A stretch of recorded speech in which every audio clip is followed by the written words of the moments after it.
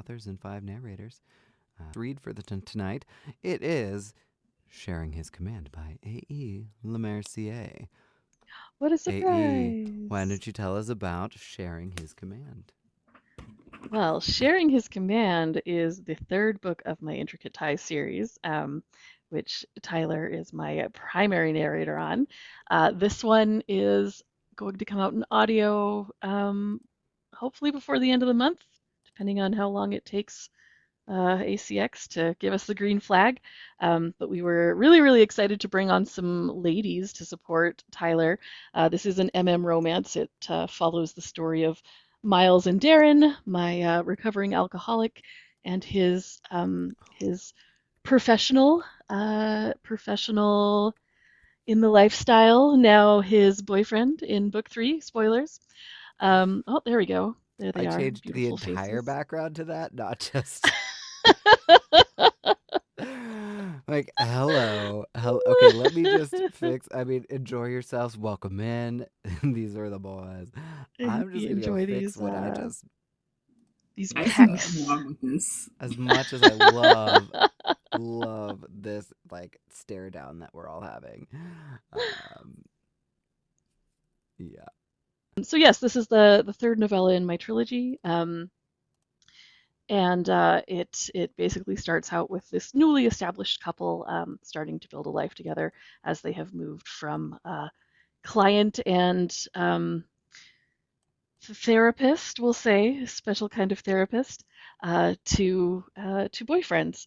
And for this particular novella, we were again very excited to bring on some ladies. So Luulu, Jo Ryder, Brittany, and Kat are joining us to do some of the supporting ladies that keep my boys from, being complete disasters in their lives.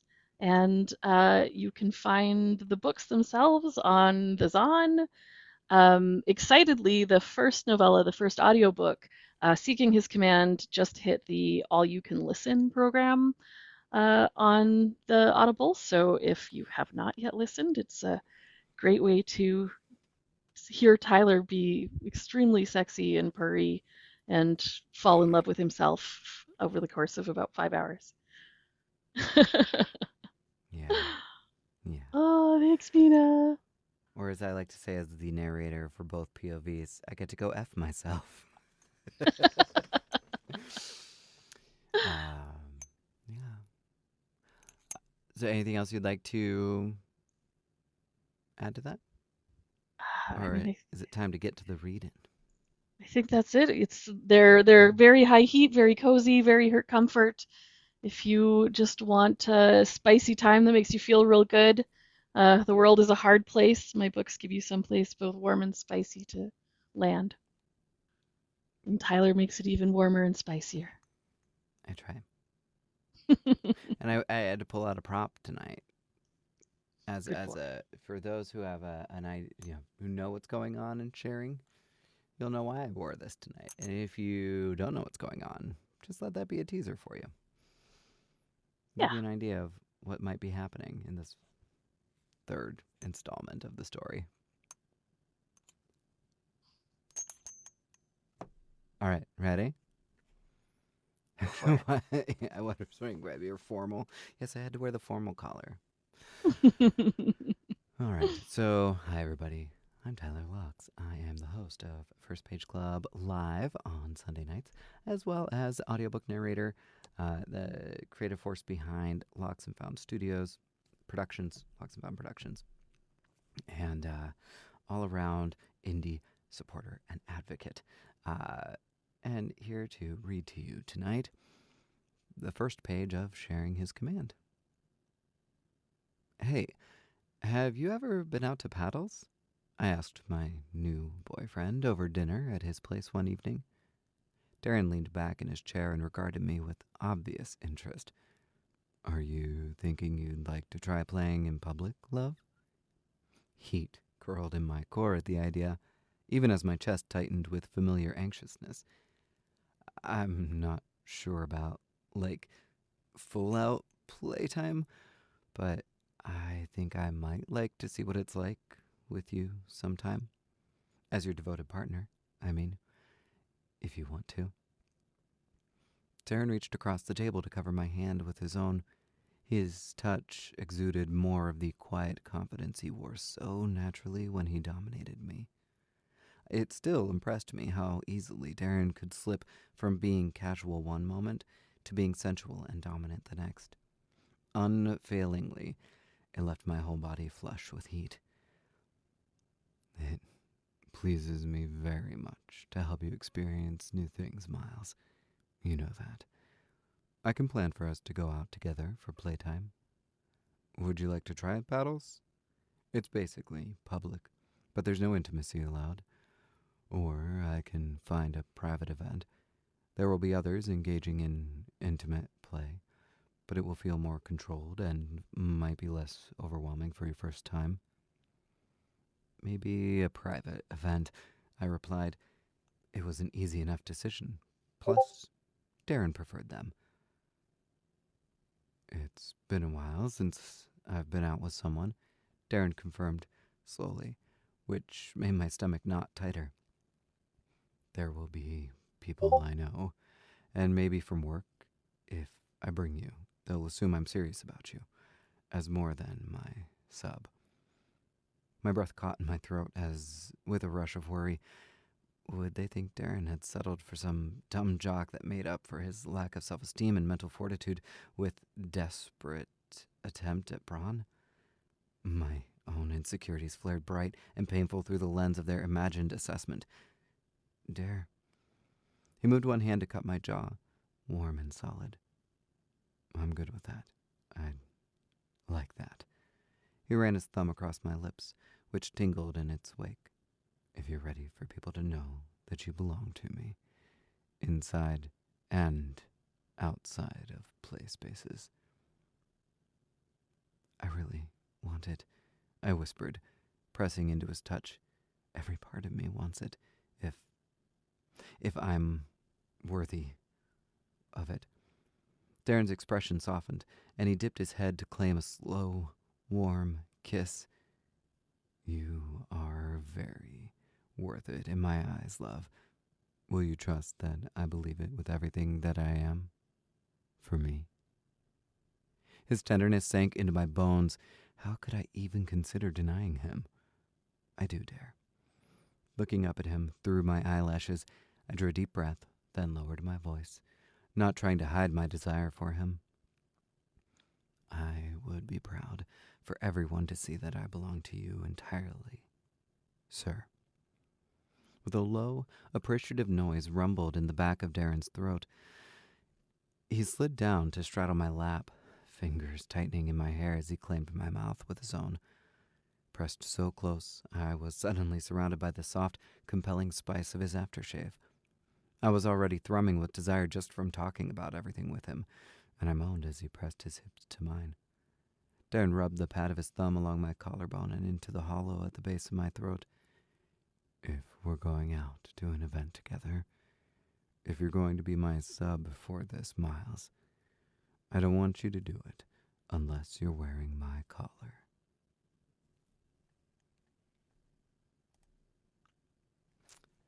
End scene. And then what? And then what? I mean, I know what. I know what. I'm producing the audiobook. I'm producing. So, yes, if you enjoy that bit of a starter, then you can find Sharing His Command on the places with the things. And if you really enjoy listening, the first book in the series is All You Can Listen right now. Mhm. Boom, boom, boom, boom. I did stop there on purpose, and then I took the collar off. It was just a prop for the read. Our next up would be then Afro and Wren, upcoming release. When does this release? What is Genesis of the Curse? Tell us all about you. Tell us all about your... Absolutely. So Genesis of the Curse is my third publication. That'll be released on July 14th. So exactly 1 month from today. So the other two are already out, but they're not on the Zon. You have to go through my tree of links if you want to find them, because I'm a non-Zon published person. But yeah, so Born of Blood and Ruin is the book one of the main series. The two novellas, the one that's already out in this one, are essentially origin stories. The first one is the origin story of the vampires, and this is the origin story of the werewolves in my world. For people who've read the other ones, this one I took a little bit more creative liberty, and I wrote it a little bit more like gothic science fantasy in the more the veins of Frankenstein style, because of laboratories and experiments and things like that. So I'm really excited for this one to come out. Everyone, I feel like, gets a little bit better because my writing is getting better as I write more, and I'm super excited for this one. Essentially, the first page is awesome, and I'm so glad everyone gets to hear it. But yeah, it's the origin story of the werewolves, laboratory, very gothic, very dark. I write in the dark fantasy, grim dark area, so it's not for a happy, fun read on the weekend. We're going to touch on political rebellion, vengeance, survival, some of that kind of stuff. Racism, classism, different things like that from a dark fantasy, grim dark lens, though. Okay. Awesome. So excited. And we have Wren. This is your first page club. Welcome, Wren. Yay! Hi, I'm so happy to be here. Yay. Thanks for coming in tonight. So tell us about you. Tell us about Wren Carter. Oh, well, I am, like most of us, a former theater kid turned audiobook narrator. Love it. So, yep. I actually have a degree in theater arts that was useless for years and years and years. And now, finally, I'm doing something with it. So it has been awesome. I have loved the communities that I have found. A lot of my people are in here. Hi, guys. I love you. Yeah, it's been awesome. I love romance specifically as my genre of choice because I love the spice and the connection and the tension and the emotions, and I get dangerously attached to fictional characters, and it's a real problem, and I love it. So I understand. As a former English literature major, I also am now really using that degree. My mother can no longer yell at me about the uselessness of my degree. Yes. At 40 years old, I am putting that thing to use. Right. Finally. Better late than never. Better late than never. Just in a more closely aligned way. All right, and we have you here tonight to read the first page of Genesis of the Cursed. Wren, take it to the stage. Okay, thank you. The morning he left, the village lay wrapped in mist, pale and close as breath against glass. It softened the watchtowers on the hill, blurred the banners that never seemed to fade. He stood in the doorway of his small home and pressed his palm to the wood, feeling the grooves carved by years of weather and disuse. The door sagged on its hinge. He had meant to fix it, but repairs required coin, and coin required favors. And favors were always remembered by the wrong people. His daughter's cloak still hung beside the hearth, small and mended twice at the shoulder. The scent of last night's thin stew lingered in the air. He did not look at the empty chair at first, but his eyes found it anyway. She would sit there, swinging her legs, asking about the lands beyond the hills as if they were stories instead of territories claimed and guarded. Today, he would go into that world for her, for all of them. He stepped outside before doubt could root any deeper. The village held its breath. Shutters were drawn, doors barred. No one stood in the street to see him off. No one wanted to be reminded of what volunteering required. Still, he felt them behind the curtains, the thin tremor of fabric shifting, the weight of their silence pressing between his shoulders as he walked toward the road that led to the capital and the facility where the gifted performed their sacred work. Sacred. The cold wind spilled down from the mountains and tugged at his cloak, as if testing his resolve. The sky hung low and metallic, swollen with rain that refused to fall. He adjusted the straps of his pack and started down the road, boots striking the earth in slow, deliberate rhythm. With each step, he repeated the same quiet promise. This is for them, This is for her. Hours later, the trees thinned and the spires of the faculty rose in the distance. Marble jutted into the sky, sharp and unnatural against the landscape. Even from afar, the place felt wrong. Too still, too deliberate, as if the earth itself recoiled beneath it. The guard tower loomed as he neared the gates. Archers in steel masks tracked him openly. Arrows knocked. Their posture relaxed in the way only the unquestioned can afford. Their message was simple. He might enter, but he would never belong. Not without pointed ears, not without their blood. As he drew closer, he felt the air shift. Magic gathered around the place like low hum, too faint to hear, yet strong enough to raise the hairs along his arms. The runes carved into the outer walls sparked with faint light, reacting to his presence. He hesitated, breath catching. He had seen runes before, simple protective wards etched on door frames or around farmland. Nothing like these. These runes were deeper, hungrier. A gate taller than any house in his village stood before him. The iron bars were carved with symbols he could not name. Torchlight flickered between the gaps, casting restless shadows that writhed against the stone like living things. A hooded figure emerged from the dim corridor beyond the gate. The cloak they wore was a muted gray, severe and unadorned, the kind that marked those who served power without wielding it. A smooth mask covered their face, polished to a dull sheen that reflected nothing back. Name? The attendant grabbed a quill. His throat felt dry. Lyrian of Hollowbend. I am the volunteer sent from the western villages. End scene.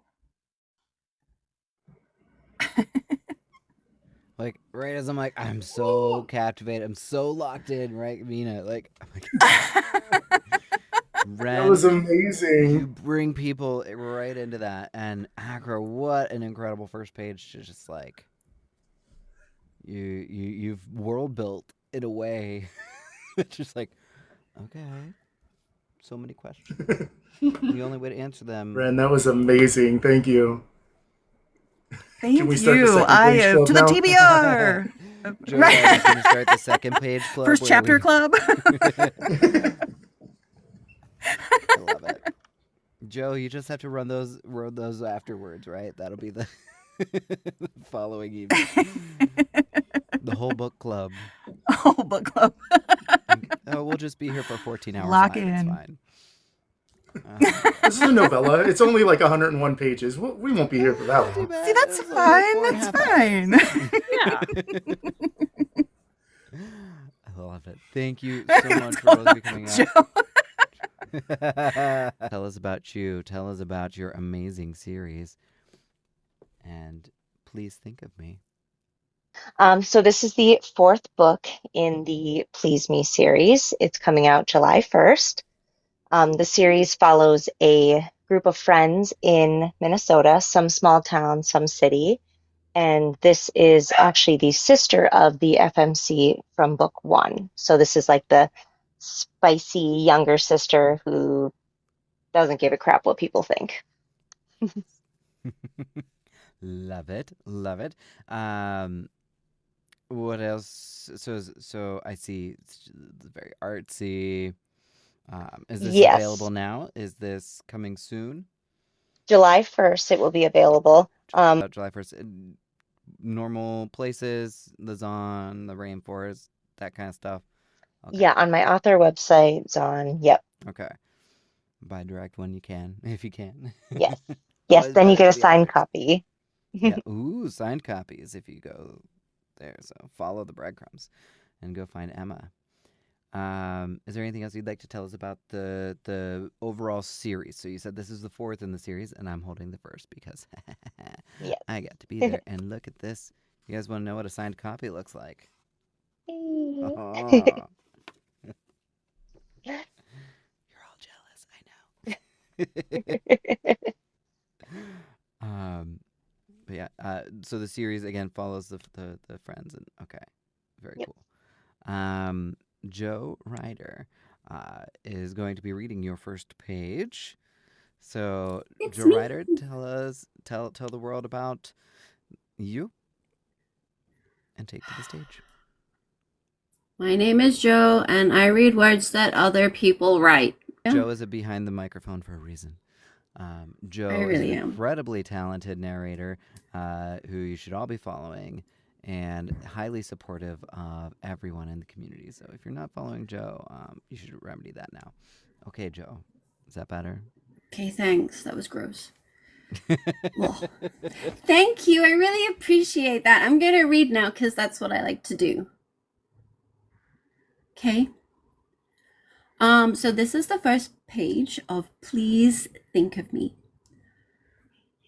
I notice Iris and Bear whispering into each other's ears across the high-top bar table. Her high-pitched giggle makes me smile, because I know it's probably something dirty by the way her freckled cheeks turn red. And although it's likely meant for her ears only, I'm dying to know. There are no boundaries between my best friend and me. We tell each other everything. So even if I'm not getting in on the secret now, I know she'll tell me later. Bear just said he wants to steal me away to the bathroom. Or she'll tell me right now. Bear blushes. After almost a year of them being together, he should know by now that the things he tells her, especially sex-related things, aren't just between him and Iris. I smirk at his coyness and choose to embarrass him further. Then, do it. I was kidding. Bear, have you never had public sex before? I probe, knowing the answer already. And it's a quickie. That's all we get. July 1st is when Emma says this one comes out, and that gives you time from now until then to get books 1, 2, and 3 caught up. Yeah, it's the perfect time to binge. Oh, is this linear, or are they standalones that could be read out of order? They technically can be. They are interconnected standalones, so can be read individually, but there is a chronological order to them. So if you're someone who's very like me, where you need to read things in order because you love looking for little Easter eggs and meeting the characters before you actually meet the characters, then I would recommend reading them in order. But if you like a little chaos in your life, you definitely can read them out of order. Perfect. Thank you. Okay. I love it. All right. I love it. Next, we have Mina and Joshua. Hello. Awesome. Let me just get your cover up here. Ooh. That's a cover to me that says things. Oh, yes. So, do I see that is... What does that top line say? Deceit and Moida. Unaliving. Ooh. Very exciting. Well, welcome to First Page Club, Joshua and Mina. Mina's a returning guest. Joshua, is this your first time in First Page Club, right? Yes, it is, and I appreciate you welcoming me in. I really do. Well, welcome. Tell us about you. Tell us about the final affair. I'm based out of Charlotte, North Carolina, and this is my debut novel, The Final Affair. It's a psychological thriller. There's a lot of layers to it, and I just truly believe that this book can really touch people's hearts, and it's gonna tug on your emotions from start to finish. But it follows a character named David Brennan, and he discovers his wife's affair, and it goes through all the emotions that he deals with while trying to resolve the conflict within himself. But there's also another layer to that. He has a doctor, Dr. Patricia Moss, who prescribes him medications, but he fails to take those medications while he's going through those different challenges in his life, mainly the affair or whatnot.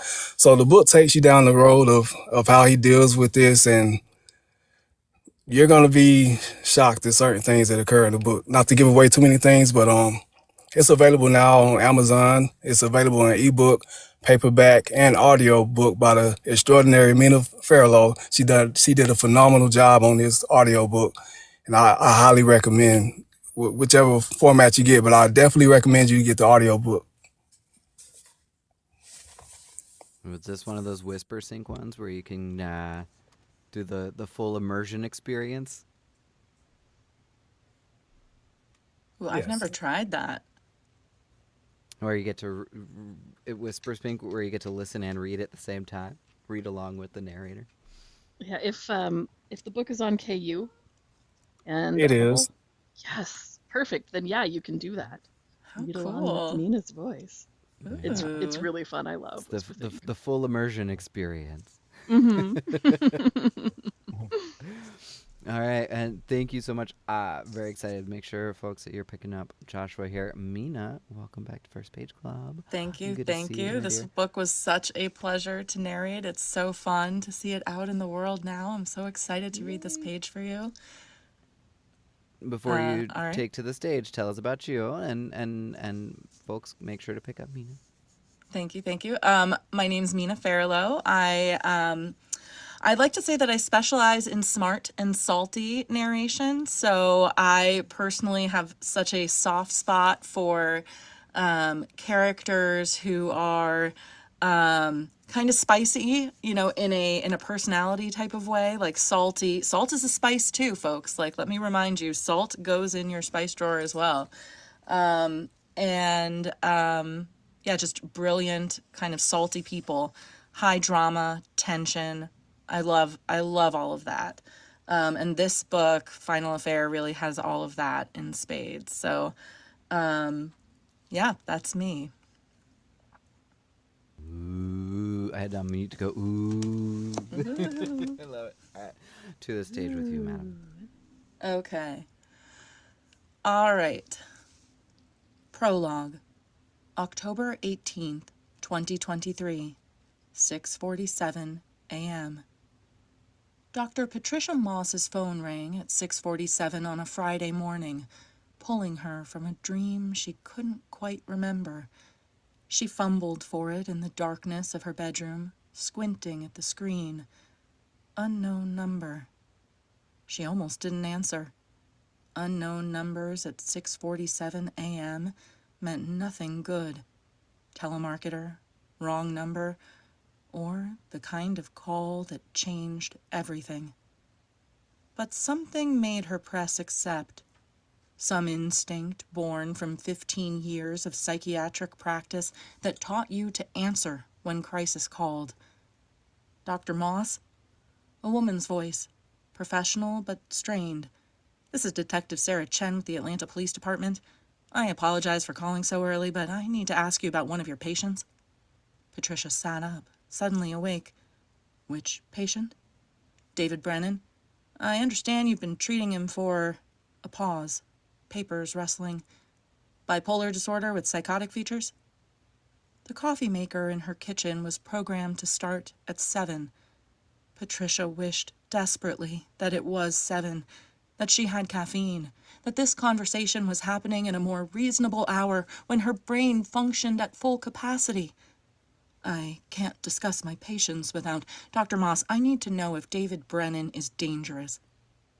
The question hung in the air between them. Patricia's mind raced through David's file. The initial evaluation in May, the diagnosis, the medication regimen, the sessions where he'd talked about his marriage falling apart and his parents' recent deaths and the voices he was starting to hear. And then the calls he'd stopped returning in July, the appointments he'd missed, the medication he'd stopped taking. What happened? Patricia asked, though part of her already knew. Already saw where this was going with the terrible clarity of hindsight. I can't give you the details yet, but I'm standing at a crime scene and Mr. Brennan's name keeps coming up. I need to know, is he capable of violence? Patricia closed her eyes. Detective, I need more information before I can... 2 people are missing. Mr. Brennan is one of them, and there's evidence that suggests... Chen stopped. Dr. Moss, I know about patient confidentiality, I do. But if you know something that could help us find these people before... She didn't finish the sentence. She didn't have to. End scene. What? Bravo, Wow. Joshua. How dare you? Yeah. The writing. It's beautiful. That's a phenomenal Yes, you do job. have to And then finish the what? sentence. Yes, you do have to finish the sentence. So Brava, great. brava, bravissima. Check out the Big book. Papa. It's so What good. the hell?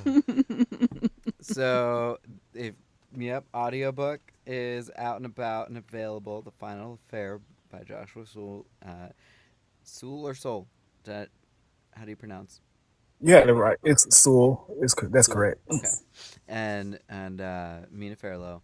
So make sure you're picking these 2 up down there. Lily Joy. Oh, I haven't seen the cover yet. This is so exciting. Lily, Hello. welcome to First Page Club.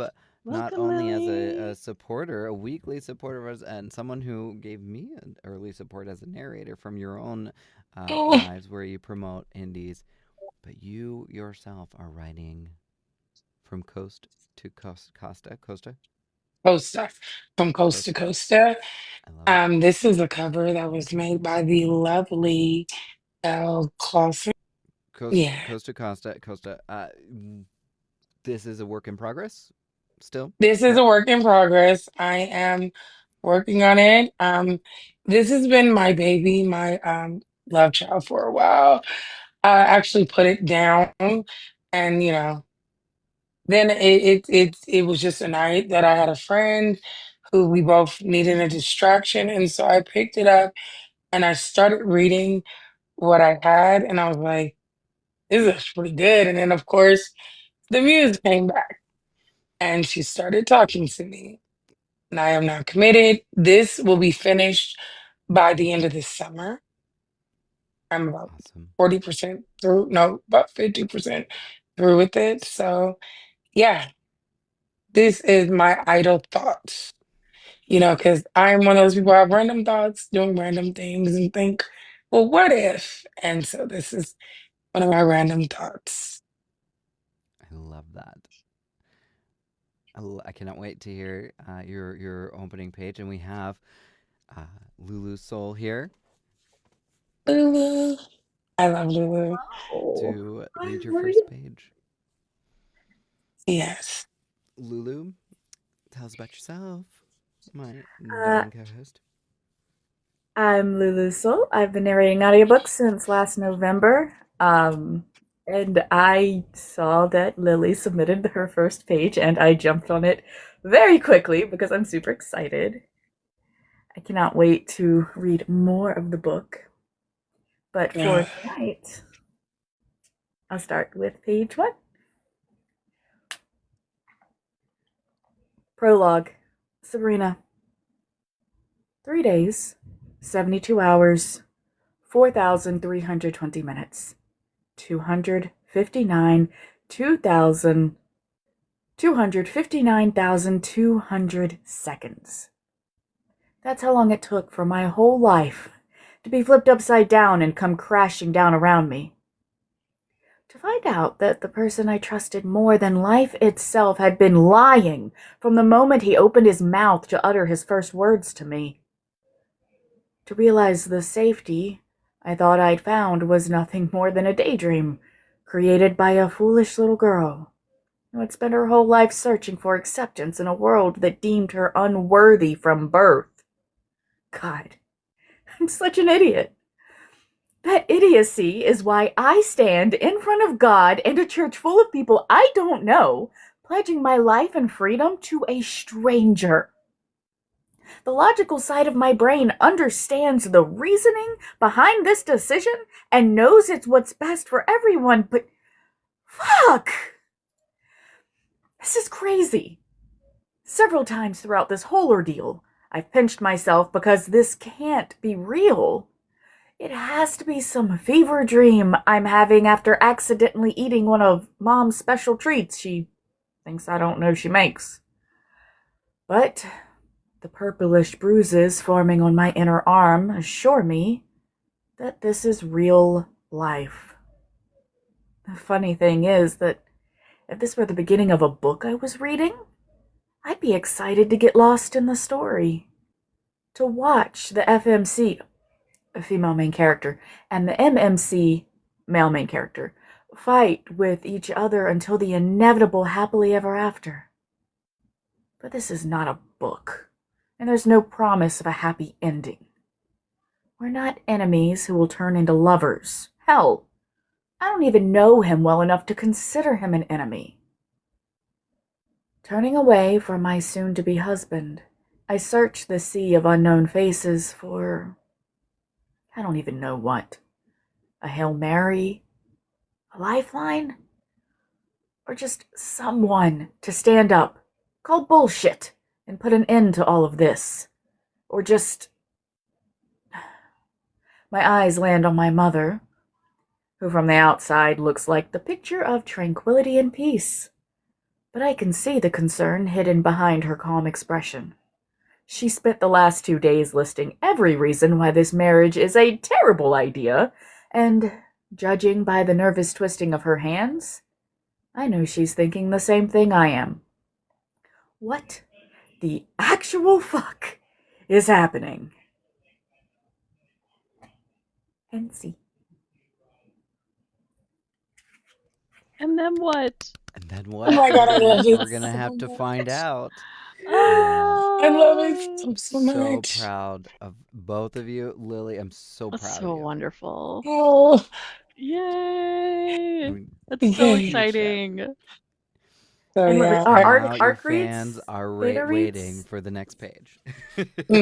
I like I said, I'm gonna finish this summer, so I am hoping to have uh betas by mid-September. So yeah, I will put that out. Oh, spicy peach. Yes, Chat thank is you guys. cheering loud and proud for you, hon. Yay! Oh, love you all. I do. Yeah, this is Brainchild. And for those who don't know, I didn't really talk about it. This is a book where you follow Sabrina, our FMC, who is grieving the loss of her fiance and going about her everyday life, only to have a situation arise where her world is pulled into the dark side by secrets that her fiance was keeping from her the whole time. So yeah, yeah, yeah. Mm. Thank you, Lulu. You did such a great job. It was amazing to hear my words come to life. I'm telling you.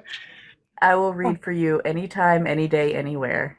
Mm, I am a crybaby. Y'all try to make me cry. Mm. I'm like, I don't want to say anything else because then, No, God. All right. It's awesome. Thanks so much for coming to First Page Club, for being brave enough to put yourself out there, make yourself vulnerable like that, and as part of the writing process, right? This is a very personal process for a lot of writers, and so I think it takes a lot to do that. Yeah. All right, y'all have a fabulous night.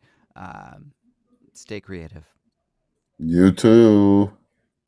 Good night, everybody. Good night.